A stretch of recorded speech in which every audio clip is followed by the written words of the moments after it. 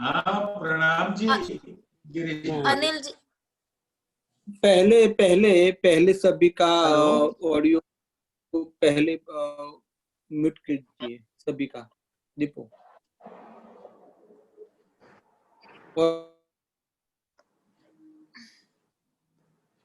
और चरण को करूं सप्रेम प्रणाम।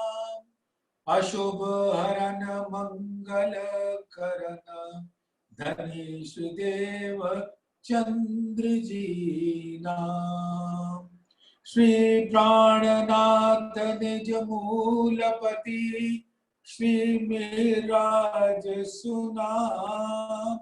तेज कुंवर श्यामा योगल को पल पल करूं प्रणाम। पिया जी को पल पल करूं प्रणाम। प्रथम लागू दो चरण को धनिये न छोड़ायो खिन। लाख तली लालेड़िया मेरे जीव के यही जीवन। इन पांव तले पड़ी रहूं धनी नजर खोलो बातू। पलनावारू निरखु नेत्रे मेरे जीव के यही जीवन। मेरे जीव के यही जीवन। धामधनी अक्षरातीत श्री प्राणनाथ अपनी रूहों को सुख देने के वास्ते इस ब्रह्मांड में श्री इंद्रावती जी के दिल को धाम बनाकर विराजमान और अपने दिल के भेद विध विध तरीके से खोल के रख देते हैं। वस्तुतः दिल का कुछ भी जो खोलते हैं वो है इश्क की वाहिदत या वाहिदत का इश्क। और अपने रूप के बारे में जो भी बयान करते हैं वो अर्श की बादशाही कहलाती है। और यही दो बात धामधनी ने अपने दिल में लिया था। याद कीजिए सुंदर साथ, धामधनी ने अपने दिल की बात परम धाम में नहीं कहा था,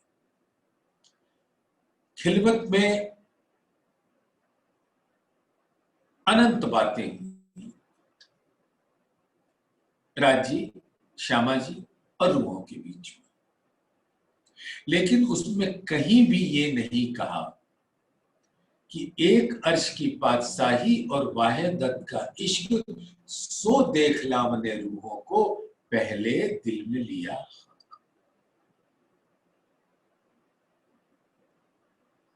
और ये भी नहीं बताया जो बात करनी है हके पहले लेवे माहे दिल पीछे सब में पसरे जो वाहिदत में असर।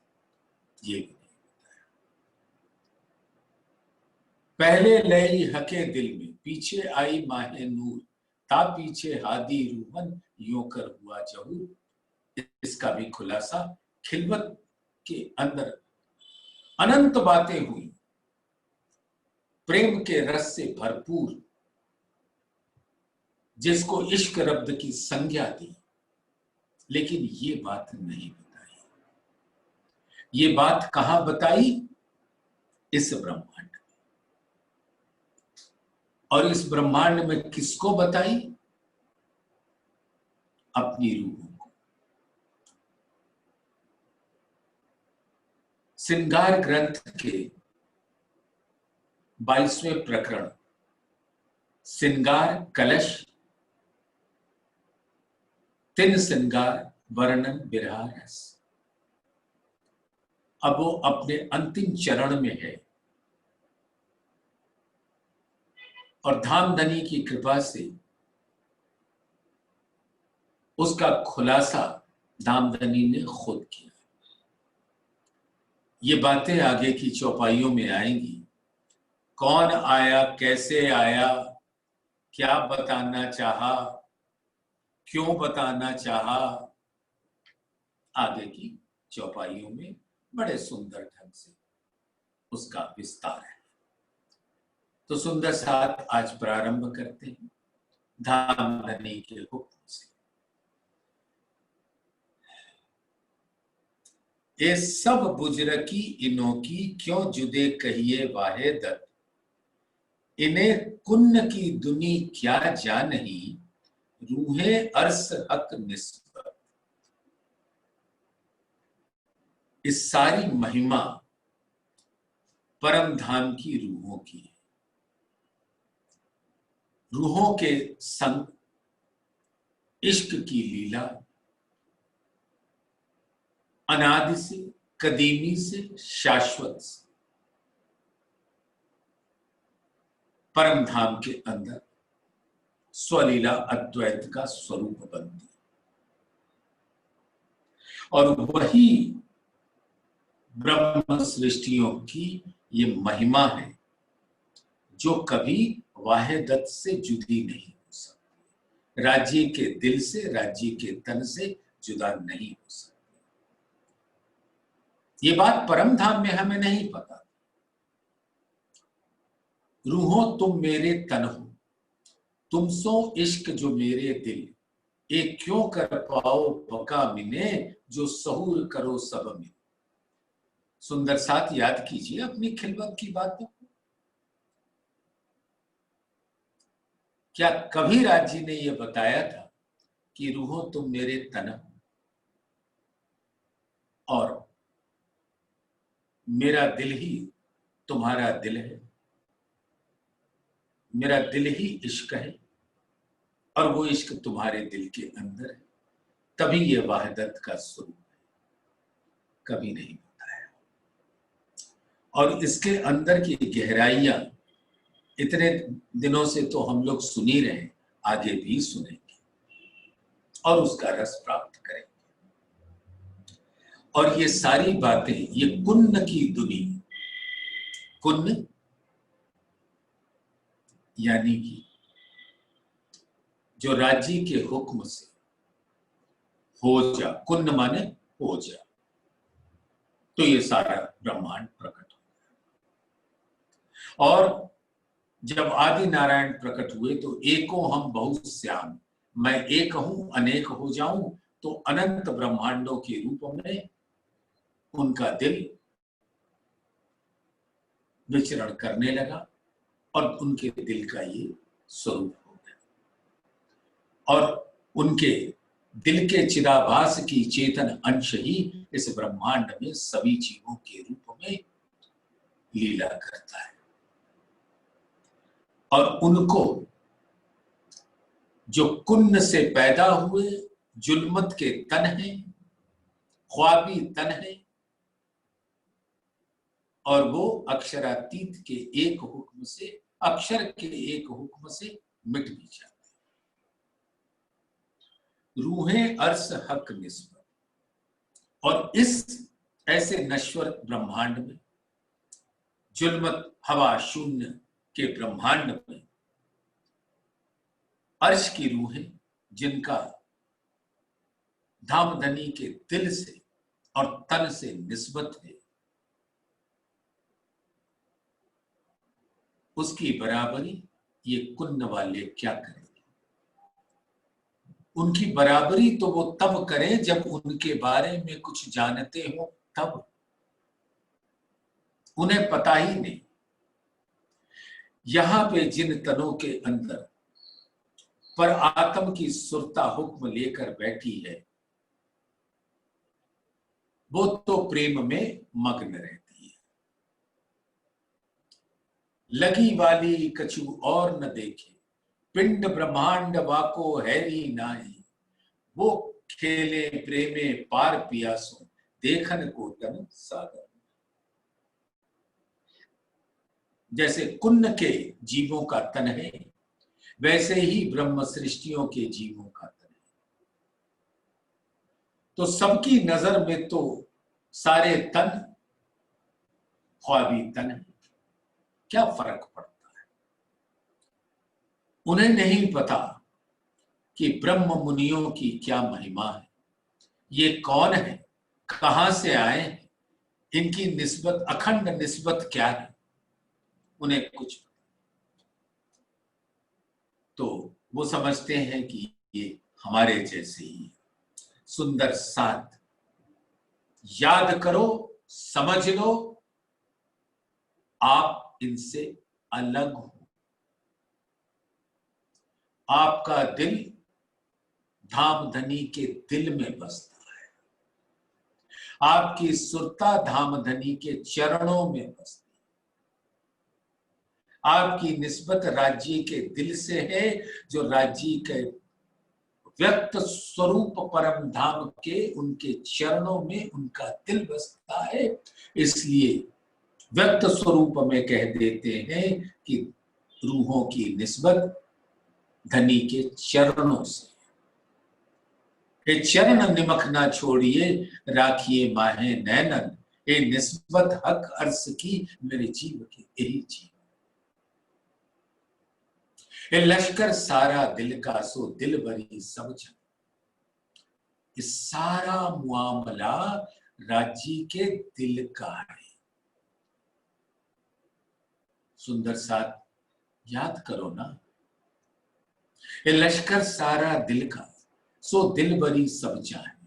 अपना दिल दे उनका लीजिए, यानी आत्म, परात्म और राज्य का दिल मूल में एक है। मूल अद्वैत उसी को कहते हैं,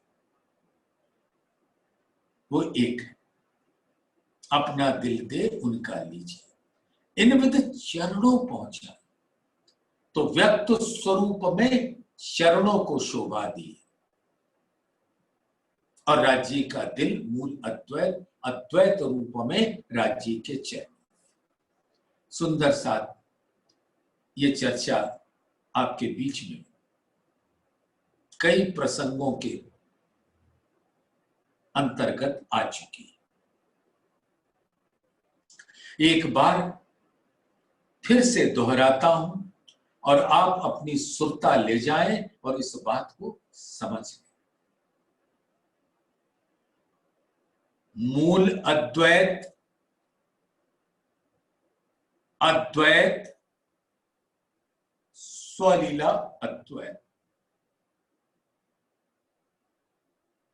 सुंदर सा मूल अद्वैत राज्य के दिल को कहते हैं। तो मूल अद्वैत का दूसरा नाम है मारिफत, जो परम सत्य है, यानी सब कुछ मूल अद्वैत के भीतर है। और वो मूल अद्वैत मानो एक ऐसा अखंड,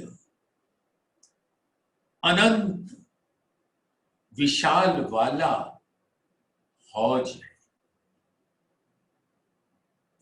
जहां से फव्वारे प्रकट होते हैं। हर फव्वारा उस हौज का नूर लेकर प्रकट होता है, और उसके अंदर नूर के सभी गुण होते हैं। प्रेम, आनंद, सौंदर्य, एकत्व।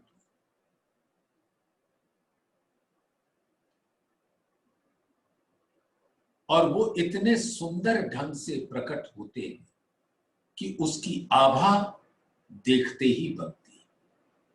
आभा, चमक, कांति, छटा, और उसके अंदर इतना उमंग रहता है।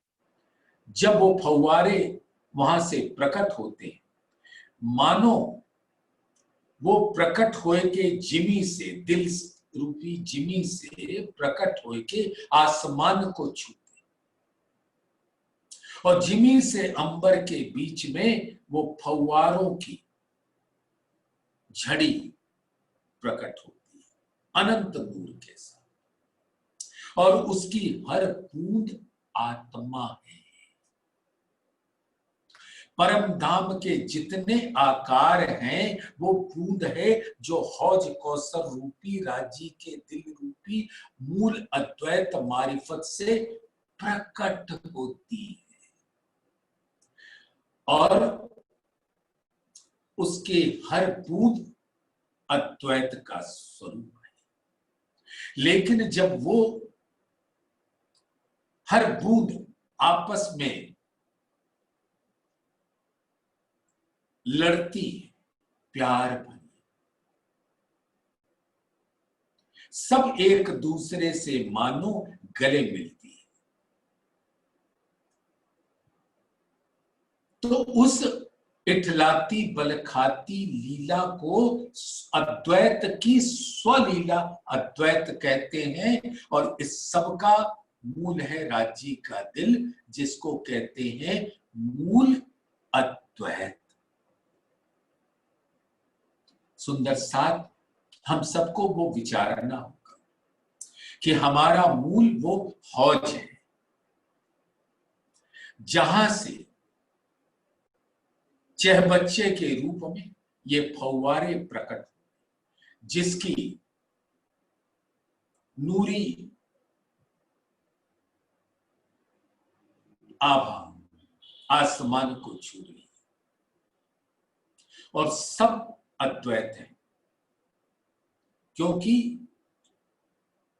हर फव्वारे की हर किरण एक जैसी है, सबका रूप एक जैसा है।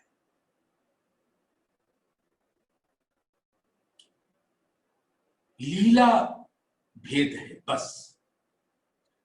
वृक्ष का रूप अलग है तो बाघ का रूप अलग है, पशुओं का रूप अलग है तो ब्रह्म सृष्टियों का रूप अलग है, तो जुगल स्वरूप का रूप अलग है, लेकिन सब कुछ उसी हौज से प्रकट होने वाली जल की बूंदें हैं, जिसके अंदर नूर की ज्योति है, जो अनंत शीतलता, चैतन्यता, कोमलता, सुगंध, माधुर्यता को धारण किए हुए। और जब प्रकट होती है, तो जब फव्वारा प्रकट होता है तो एक मधुर संगीत की ध्वनि बजती है, जो नूर की ध्वनि होती है और अनंत तेज को धारण किए होती है। उसके एक बूंद के तेज इस ब्रह्मांड के करोड़ों करोड़ों ब्रह्मांडों के अरबों खरबों सूर्य के रोशनी को निस्तेज कर देती है। और वो चह बच्चे से प्रकट हुआ फव्वारे की एक बूंद ब्रह्म सृष्टि भी है। विचारो सुंदर से, तुम देखो कि तुम्हारा मूल कहां है और कैसे प्रकट हो रहे हो, और परम धाम में जितनी लीला है वो सब मूल अद्वैत से प्रकट होती है। और मूल अद्वैत के अंदर जो इच्छा होती है विध विध की लीला करने के वास्ते, उस हुक्म का उस दिल का प्रकट स्वरूप ही हुक्म कहलाता है। तो परम धाम की लीलाओं में हुक्म अव्यक्त रूप से समाया हुआ है, और इस ब्रह्मांड में वो हुक्म व्यक्त होता है, आत्माओं के स्वरूप को धारण करता है, और आत्माओं का नाम, हुज्जत, दावा, भेक और आत्माओं की नजर लेकर इन तनों में विराजता है। तभी उस आत्मा की निस्बत धामधनी के तन से है, धामधनी के दिल से है। और प्रत्यक्ष में प्यार से राज्य के चरण कमल में रूहों की निस्बत बसती। ये कुन्न की दुनी क्या जानेगी कि रूहों की निस्बत क्या है। और इन आत्माओं से तिन से अर्श मता क्यों छिपा रहे, तो दिल अर्श कहा मोमिन। यहां पे आत्माओं के दिल को अर्श, मैंने आपने नहीं कहा, देवी देवताओं ने नहीं कहा, अक्षर ब्रह्म ने नहीं कहा।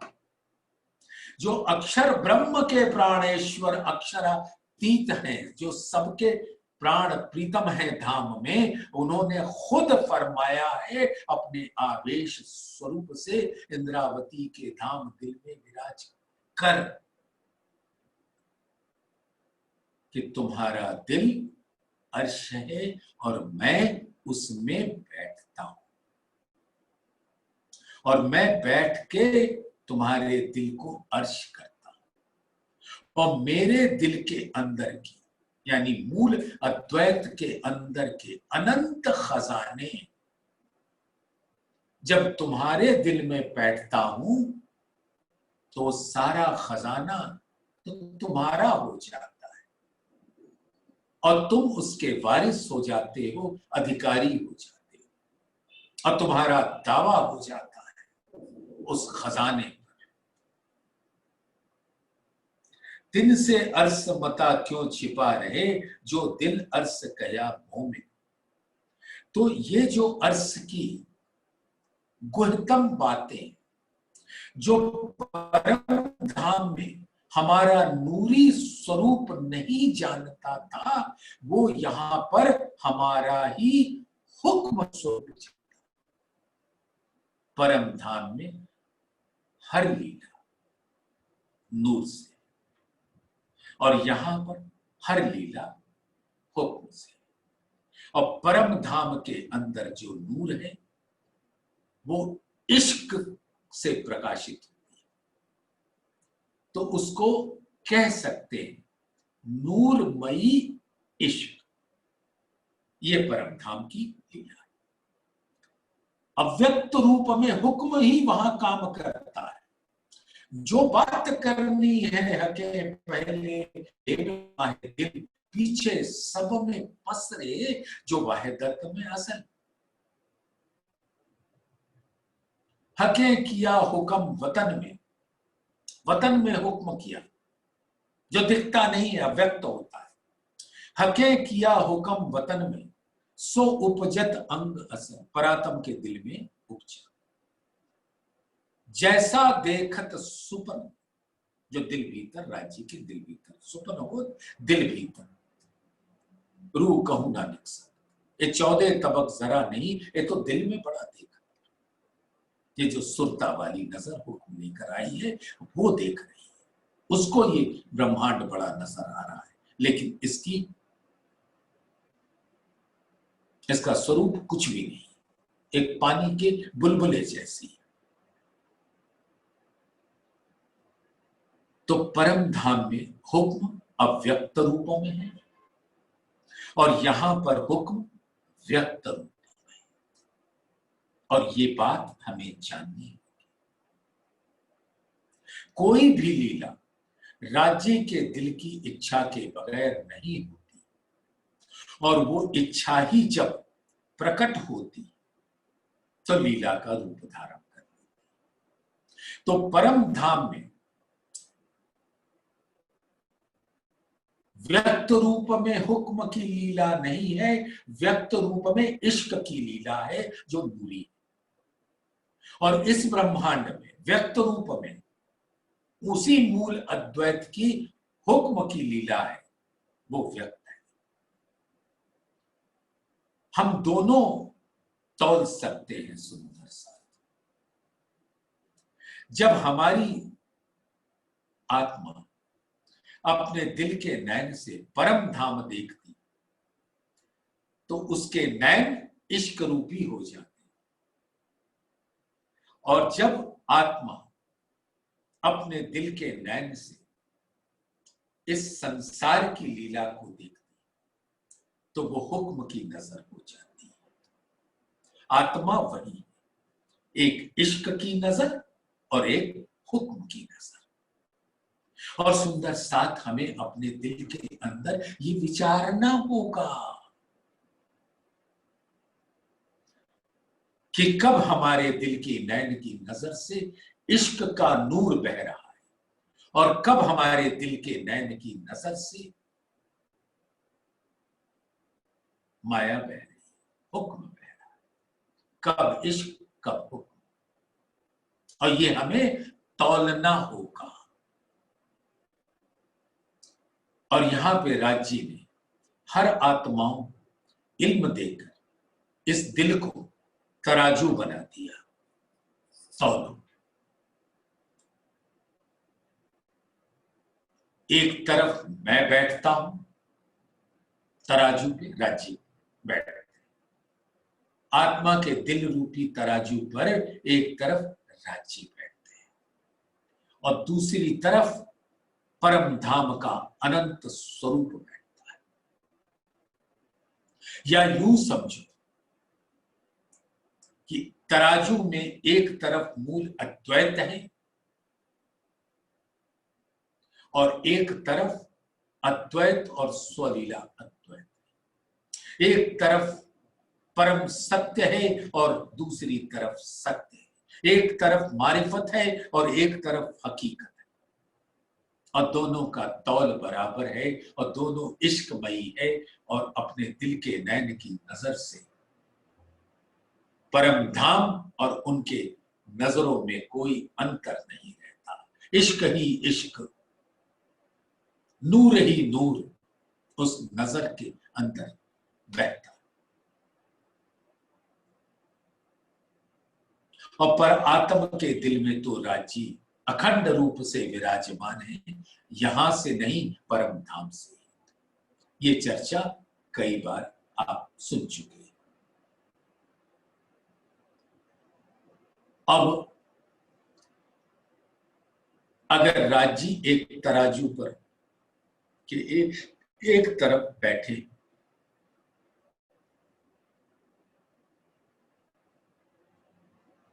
तो दूसरी तरफ वाला इतना ऊंचा चला जाता है। अब जरा देख,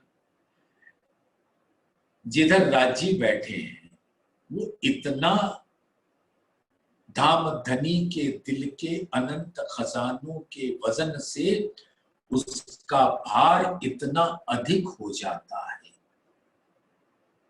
कि उसके समक्ष दूसरा तराजू खाली सा होता है। और वो तराजू इतना ऊपर होता है कि आत्मा का दिल उस तराजू को पकड़ना चाहे जिसमें वो विचारती है कि माया उसमें रखेंगे, लेकिन माया तो वजन रहित है। उसका कोई आकार नहीं, उसका कोई रूप नहीं, उसका कोई स्वरूप नहीं, उसका कोई दम नहीं। वो कितना भी ऊंचा कूदे उस तराजू के उस पलड़े को नीचे ला ही नहीं सकती, क्योंकि वो उसके पकड़ से बाहर है। अगर धाम धनी इधर विराजते हैं तो धाम धनी को अपने दिल रूपी तराजू पर विचारो सुंदर सा, और दूसरी तरफ अर्श की हकीकत के स्वरूपों को बिठाओ तो दोनों बराबर। और फिर इश्क ही इश्क, नूर ही नूर। बका पटकिरे न खोलिया, हाँ एक जरा न छिपे इनसे, ये देखो फरमान। वाणी के वचन बता रहे हैं कि धामधनी के दिल के अनंत गुहतम खजाने आत्माओं के दिल के नैन की नजर से कभी नहीं छिपेगी। धामधनी खुद कह रहे हैं मुझे तुम अपने दिल रूपी तराजू पे बैठे देखो तो सही।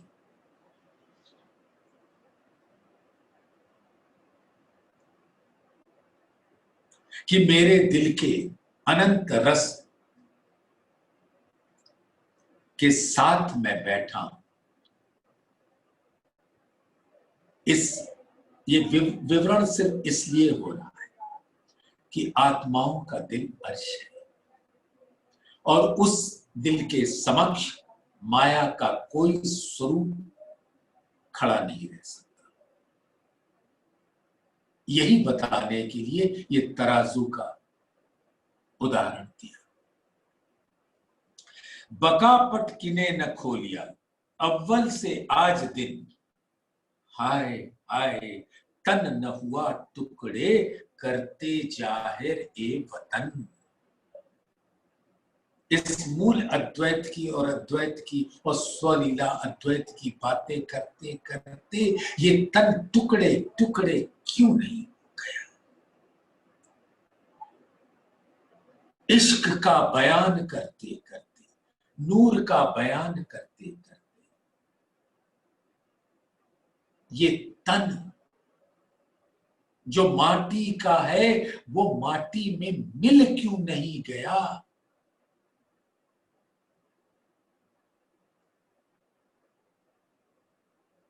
अर्श बका द्वार खोल के करी जाहिर हक सूरत, अंग मेरा रया अचरजे द्वार खोलते आए तत्।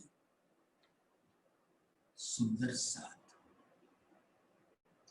इस तन में रहकर विचारो कि अगर इल्म ने आपको हमको नूर की एक किरण दिखाती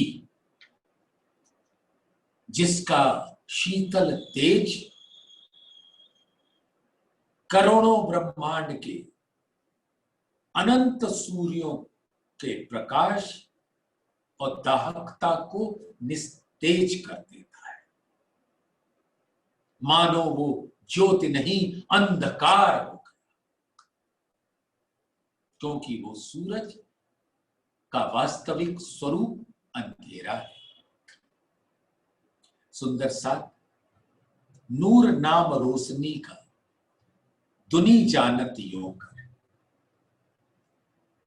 रोशनी तो जिद अंधेर की दुनी क्या जाने लदुन्नी बिगर। आप सब सुंदर साथ अनंत ज्ञानी हो, राज्य के ज्ञान को राज्य की कृपा से आपने हासिल किया हुआ है। ये दुनिया वाले जो पुण्य की पैदाश है, जुल्मत की पैदाश है, शून्य निराकार से पैदा हुए, वो क्या जाने बेहद के परे अक्षरधाम से परे परम धाम के रंग महल के अंदर धाम धनी के अद्वैत स्वलीला अद्वैत और मूल अद्वैत की बात वो क्या जाने। और तो वो यही समझते हैं कि नूर नाम रोशनी का, जैसे यहां के सूरज की रोशनी है वैसे ही अव्वल अल्लाह नूर उपाया, अल्लाह से जो नूर प्रकट होता है वो रोशनी, क्योंकि उनके पास शब्द नहीं है बयान करने का, क्योंकि दिल नहीं है बयान करने का, धाम धनी की कृपा नहीं है बयान करने का, धाम धनी का हुक्म नहीं है बयान करने का। सुंदर सा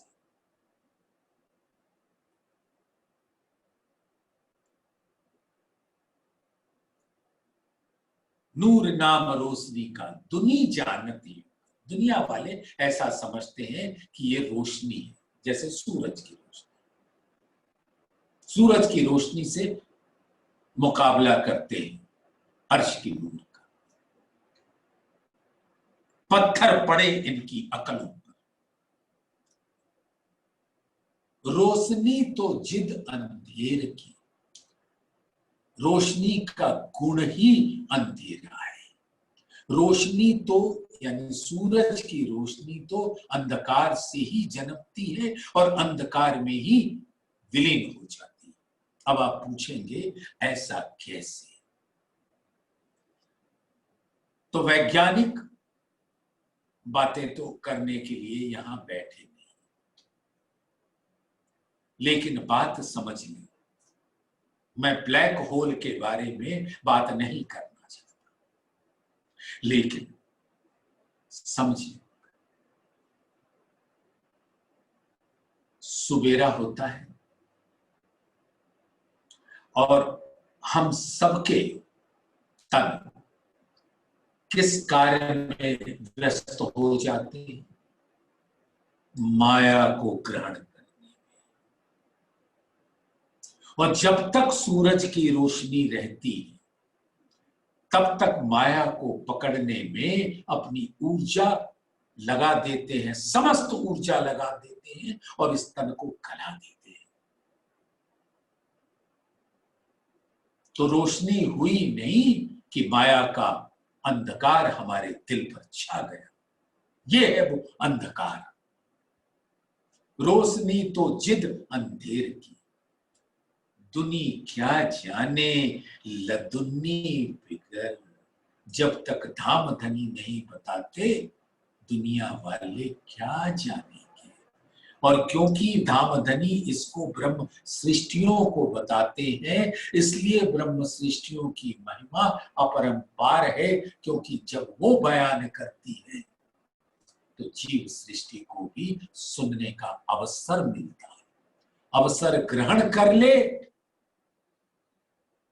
तो धाम धनी के पथ पर अग्रसर हो जाए, छोड़ दे तो दोजख ही दोजख है उनके भाग्य में, उनकी किस्मत में, उनके ताले में। उनकी नियत ही दोजख है। तो सुंदर सा अंग मेरा रहा अचरज। अब इंद्रावती जी फरमाती है कि धाम धनी ने जब अपने लदुन्नी से अर्श बका द्वार खोल के हकीकत और मार्फत के सारे दरवाजे खोल दिए, धाम का दरवाजा खोला, तो वहां से इतना नूर प्रकट हुआ कि क्योंकि अंग आत्मा का है, जो मूल उसका नूरी है, वो उस तेज वाले ज्योति वाले नूर के सामने खड़ा तो रहा, क्योंकि उसका स्वरूप भी वही नूरी है। उसके अंदर भी इश्क की वही आग है। तो सुंदर साथ हम पहचाने कि क्या हमारे अंदर वो इश्क की आग है कि बुझ चुकी है, हम मृत्यु तुल्य हो चुके हैं। पहचानो सुंदर साथ, धाम धनी की मेहर से पहचान लो। ये सांस टूटने के पहले पहचान लो सुंदर साथ कि हमारा दिल नूर का है, इश्क का है कि माया का है, मिट्टी का है। मिट्टी का तन उस नूर के सामने खड़ा नहीं हो सकता, लेकिन नूरी अंग जो धाम धनी के दिल का अंग है, वो अवश्य खड़ा रहेगा। हाँ, इतने दिनों तक माया को देखती रही ये आत्मा के दिल के नैन की नजर, और जब अपने मूल को देखा तो अचरज, अद्भुत नूर का स्वरूप वहदत होने के कारण खड़ी तो है, लेकिन अचंभित उस अद्भुत स्वरूप को देखकर झूम रही है, नृत्य कर रहा है उसका दिल। जब धाम धनी के नूरी स्वरूप को जाहिर किया, अर्श के 25 पक्षों को के नूर को जाहिर किया, जुगल स्वरूप को जाहिर किया, और आत्मा के अंगों ने अपने मूल तन को जाहिर होते हुए देखा। तो अचरज से मान लो जैसे कहते हैं विस्मय की स्थिति, अवाक अवाक हतप्रभ होकर रह गई। अंग मेरा रहया अचरजे, द्वार खोलते पाए दत्त। जो कछु चीज अर्स में, सो सब वाहे दत्त माहे। अर्श का अंग अंग, जर्रा जर्रा वह दत्त का स्वरूप है। तो अर्श की हकीकत खोली तो नूर का इतना अधिकार, अधिक अधिक अधिक। मैं देखती गई नूर के स्वरूप को, और वो बढ़ता गया बढ़ता गया बढ़ता गया। लेकिन उसकी लहरों के सामने, क्योंकि मेरा भी वही नूरी स्वरूप है मेरी आत्मा का, तो आत्मा हिली नहीं। हाँ, उस नूर में झीलना प्रारंभ कर दिया। चितवन की गहराइयों में डूबकर अब उस नूर की लहरों में झीलना प्रारंभ कर दिया, उसका रस पीना प्रारंभ कर दिया। क्योंकि इतने दिन तक माया देख रही थी, अब ये देखा तो अचरज।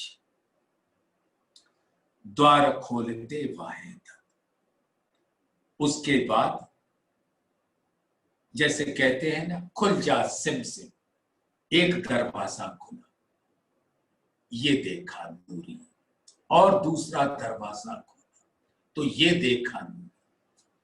अब आप अपनी सुरता 25 पक्षों में ले जा सकते हैं। जेती प्रदक्षिणा निजताम की सातों स्वरूप श्रीराज। महर सागर, सर्वरस सागर के स्वरूप को देखा अचरज। फिर आठों सागर के स्वरूप को देखा, और अधिक अचरज। महानद बढ़ता गया और अचरज। छोटी राम अचरज पे अचरज।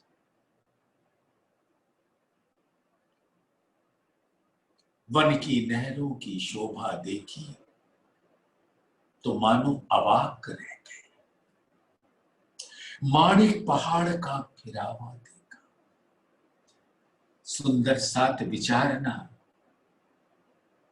दिल में लेना, माणिक पहाड़ कहां पर है। नीर सागर से रंग महल के रंग पर वाली मंदिर के सीध में है, जहां से पुखराज पहाड़ की सीध आती है, दक्षिण से उत्तर, और नीर सागर है दक्षिण।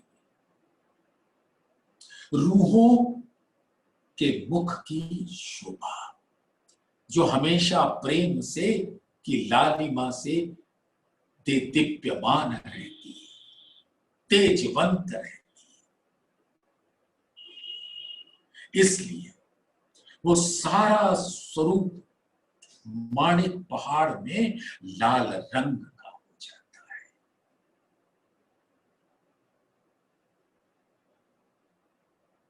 और जब वो रंग परवाली में उसकी लीला होती है, तो उस लीला का क्या बयान करें।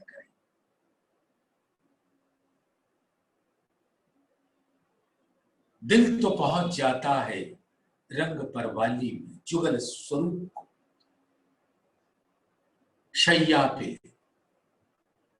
की सेजा पे पधरा कर जब मैं अपने मंदिर पहुंचती, तो धामधनी मुस्कुराते हुए मेरे मंदिर की सेजा पर विराजे रहते। फिर जो जो लीलाएं होती सुंदर सा, उसका रस आत्मरूपी स्वरूप प्राप्त कर सकता है। इसका वर्णन पहले हो चुका है। कभी दिल करे तो सिर्फ इसी का वर्णन पूरा समय करते रहेंगे। तो नीर सागर में रूहें चलकर माणिक पहाड़ में अपनी छवि बिखेरती हुई रंग पर वाली के अंदर आ जाती। बिल्कुल देखना, दिल के नैन की नजर से देखो, नीर सागर से सीधा उसका रेखा आती है माणिक पहाड़ के मध्य में, और माणिक पहाड़ का मध्य पहुंचता है रंग पर वाली, जो परम धाम का केंद्र बिंदु है, जहां जुगल स्वरूप विराजते हैं। इसीलिए वो केंद्र बिंदु है परम धाम। देखो तो सही सुंदर सा। और फिर वहां से जब रूहें अपने तेज से, अपने रंग से, अपने अनंत शोभा के साथ सीधी चलकर उत्तर के पुखराज पहाड़ के अंदर विराजती है, तो वो वहदत्त का स्वरूप हो जाता है पीत रंग का, पीले रंग का, क्षीर सा। ऐसे लहराते हुए स्वरूपों को अपने दिल में धारण करो सुंदर साथ। अंग मेरा रहया अचरजे, द्वार खोलते वायद। थोड़े में बयान किया, आप ज्यादा समझ। मेरी रूहे कहया आगे रूहन, सुनिया मैं हक के मुख इलम। ए बात कहते तन ना फटिया, हाय हाय ए देखिया बड़ा जुलम। अधामदनी का हूं, जो तुहे कहे हक हुकम, सो तू देख महामत। और कहो रूहन को जो तेरे तन वाहे। इंद्रावती की आत्मा चाहती है कि मैं अवाक रूप से, हतप्रभ रूप से, विस्मय स्थिति में उस नूर के अंगों को का दीदार करती है। लेकिन धामधनी का हुक्म, ये मुझे इसका वर्णन यहां के शब्दों से रूहों के समक्ष कहना पड़ रहा है। दिल तो झीलना चाहता है, उसमें डूबना चाहता है, लेकिन बयान करना पड़ रहा है।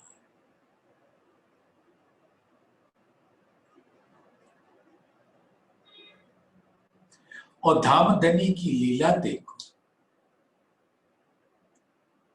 प्यार भी करते हैं और प्यार में नोक झोंक भी करते हैं। और उनके नोक झोंक इश्क का वो रंग है कि जिस नोक झोंक के बिना रूहों को रहा नहीं जाता। अगर मेरा प्राण प्रीतम मुझको छेड़े नहीं, यानी प्रेम में अब लहरें नहीं, शांति। ये नोक झोंक सुनामी लाता है मेरे दिल के अंदर, प्रेम की लहरें।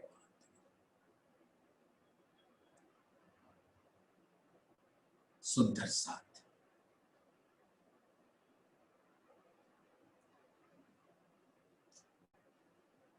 ये नोक झोंक ही तो है कि सिंधी वाणी में इंद्रावती जी को अब उल्टा कहते कि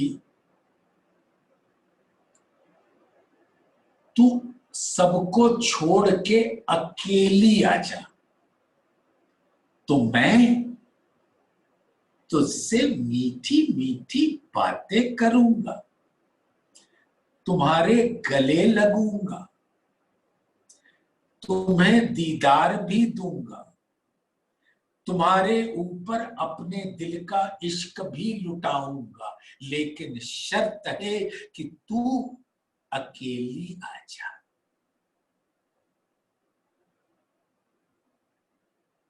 ये क्या है? नोक झोंक नहीं तो क्या है? पहले कहते हैं कि जो तू देख, तू भी रस पी, लेकिन अपनी रूहों को पिला। अब कहते हैं अकेली आ जा। लेकिन ये बात इंद्रावती के दिल में इतनी चुभी हुई है, उनके अंतस्करण में ऐसी समाई हुई कि सिंधी ग्रंथ में आकर, जो श्रृंगार ग्रंथ के बाद प्रेम के नोक झोंक की पराकाष्ठा है, वो कहते हैं मुझे आपका दीदार चाहिए, मुझे आपके गले लगना भी है, आपके मुख से मीठी मीठी बातें भी सुनना है, आपके प्रेम रस में झीलना भी है, लेकिन अकेली नहीं आऊंगी। ये जो मेरे पल्ले बांध रखी है, श्रृंगार में ही आपने इनको मेरे पल्ले बांध दिया है, तो इनको छोड़ के तो मैं नहीं आऊंगी। अब बोलो, प्रेम देना है कि नहीं देना? आऊंगी तो इनके साथ आऊंगी। श्यामा जी भी कहती है कि इनके बिना मुझे मीठा न लगे शरबत। इश्क का रस भी उनको मीठा नहीं लगेगा अगर मेरी रूहें मेरे साथ न। अकेले के क्या मतलब होता है? परम धाम में तो हम अकेले थे नहीं, तो आप हमें यहां पर अकेले कैसे कर दोगे? रूह इश्क दो बका इनमें नाही सक। आप ही ने तो बताया है, आप ही ने तो जागृत किया है।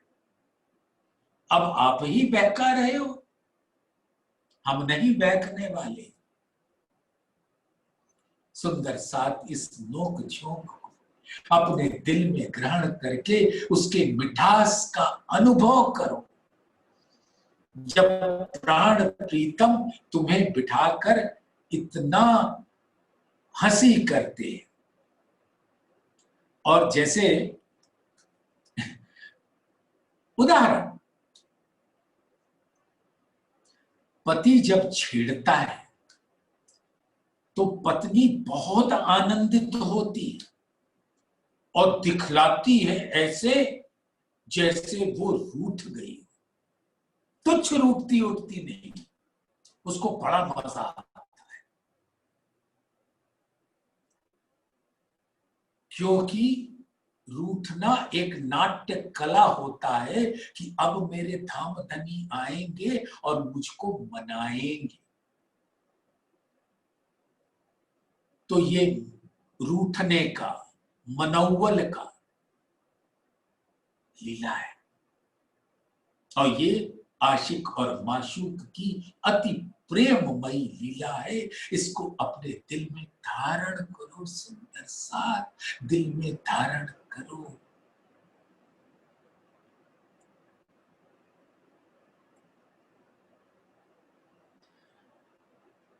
यूं चाहिए मोमिन को रूह उड़े सुनते हक नाम, बेशक रस से होए के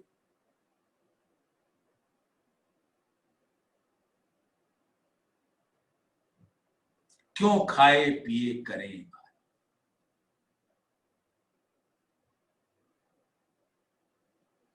सुंदर साथ, अब मोमिनों का कर्तव्य क्या है? हक के नाम, यानी अब अपने आप को हक से रूबरू करके, अरस परस करके, हक हक हक मजीरा नहीं बजाना। नाम माने उनकी पहचान, उनके सत्य रूप की पहचान, परम सत्य रूप की पहचान, हकीकत और मार्फत की स्वरूप की पहचान। बेशक अर्श से होए के क्यों खाए पिए करे आराम। सुंदर साथ, अब ये अर्श के हकीकत और मार्फत के रस से बेशक हुए, अब इस दुनिया के भोजन यानी माया के रस में माया का रस विषैला हो जाता है और परम धाम का स्वरूप रसमयी होता है। सुंदर साथ, ये चौपाई 139 134 से 139 आज मात्र 6 चौपाइयों का वर्णन हो सका। आप सभी सुंदर सा प्रेम से झीलिएगा और आपके चरणों में कोटान कूट